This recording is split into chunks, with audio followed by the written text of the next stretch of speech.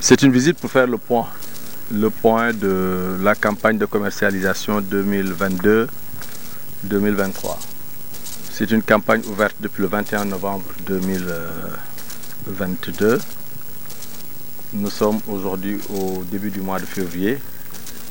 Il était temps qu'on vienne sur le terrain regarder l'état d'avancement de cette campagne, mais aussi avoir des séances de travail avec nos équipes locales sur la situation inédite que nous traversons cette année. Donc avoir une séance de travail avec nos équipes, mais avoir aussi une séance de travail avec les délégués du personnel pour ensemble partager les informations et ensuite dégager les perspectives. Donc c'est ça qui nous amène à Diourbel et c'est cela aussi qui nous avait amené à Louga. C'est une campagne assez particulière qui fait que aujourd'hui nous avons quelques difficultés pour pouvoir approvisionner nos usines en graines, histoire aussi de pouvoir continuer à faire fonctionner l'usine. Alors concrètement, nous avons 2700 et quelques tonnes, 2700 tonnes à Diourbel, ce qui est un tonnage relativement faible compte tenu de ce que nous avions obtenu l'année dernière.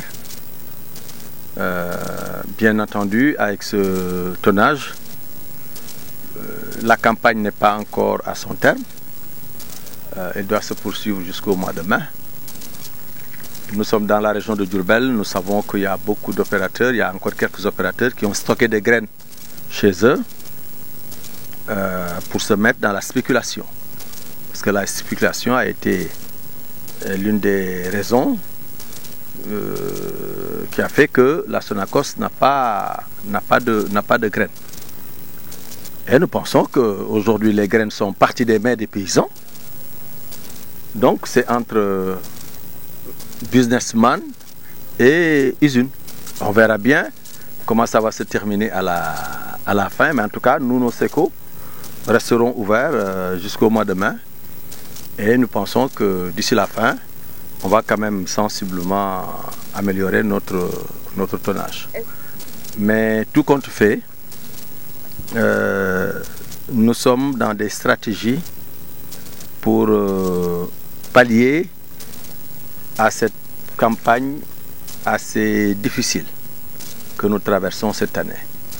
Tout à l'heure, j'ai échangé avec les équipes sur l'unité de production de vinaigre et l'unité de production de javel, de même que l'unité de production d'aliments de bétail. Sont des unités qui étaient à l'arrêt, comme vous le savez, à Diourbel, depuis très très longtemps. Nous avons fait beaucoup d'efforts pour les redémarrer.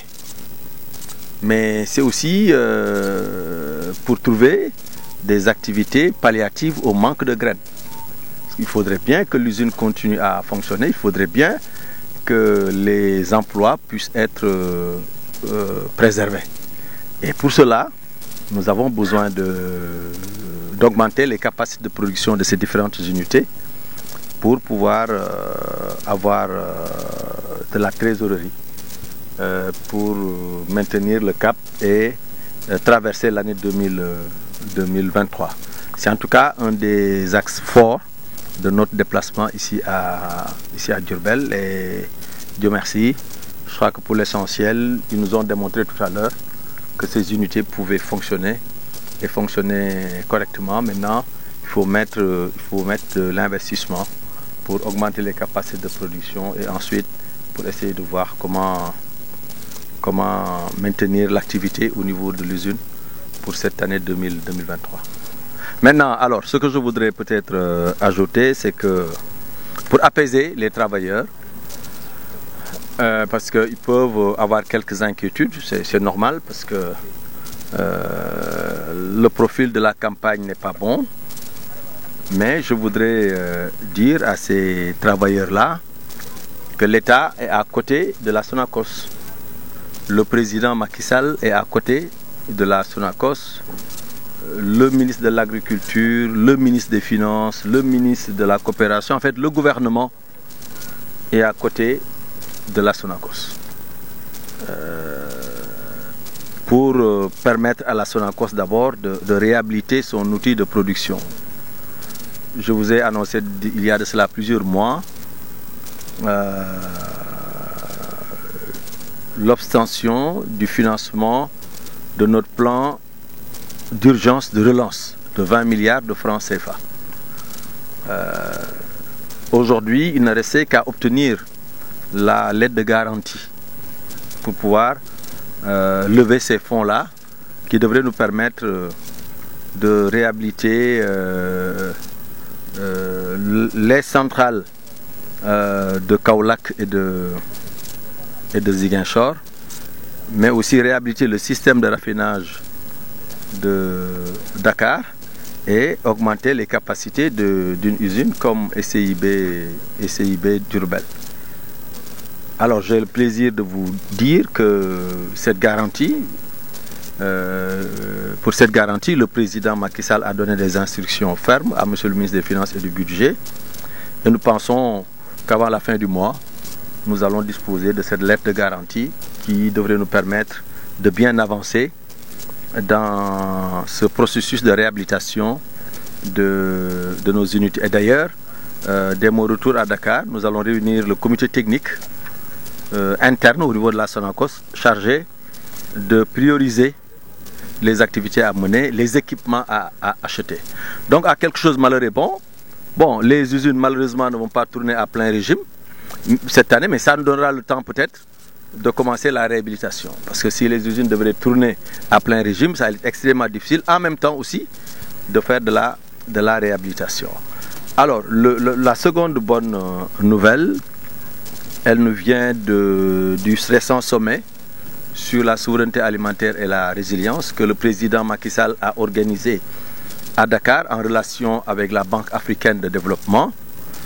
Et à cette occasion, le président Macky Sall lui-même a présidé la réunion autour du Compact du Sénégal.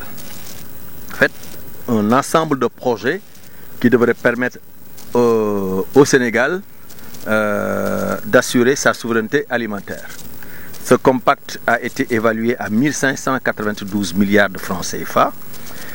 Il a été présenté par monsieur le ministre de l'Agriculture, de l'équipement rural et de la souveraineté alimentaire au nom du gouvernement en compagnie de ses collègues de la pêche et de l'élevage. Donc dans ce compact qui a été présenté devant le directeur général de la Banque africaine de développement, devant les représentants d'autres partenaires techniques et financiers, dans ce compact, la Sonacos a un projet de mise à niveau évalué à 100 milliards de francs CFA. Et comme vous le savez, ce compact doit démarrer entre 2024 et 2028.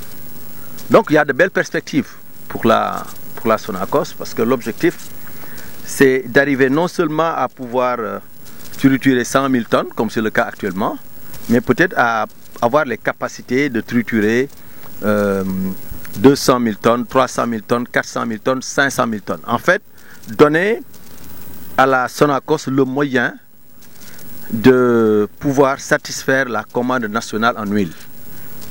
La Sonacos en a les capacités, et si nous avons du matériel neuf, les rendements vont être plus importants, les coûts de production vont drastiquement baisser, et avec les quantités que nous allons produire, nous allons pouvoir baisser le prix de l'huile d'arachide pour permettre aux ménages d'en disposer. Donc c'est de belles perspectives qui sont devant nous, parce qu'encore une fois, le Sénégal et l'arachide ont déjà eu une très longue histoire, mais je crois qu'aussi ils ont une très longue histoire devant. Et pour nous, c'était important quand même que la volonté de l'État s'exprime de cette façon-là pour montrer aux travailleurs de la Sonacos que l'État au premier rang duquel se trouve le chef de l'État, et à côté de la Sonacos et à côté des travailleurs de la Sonacos.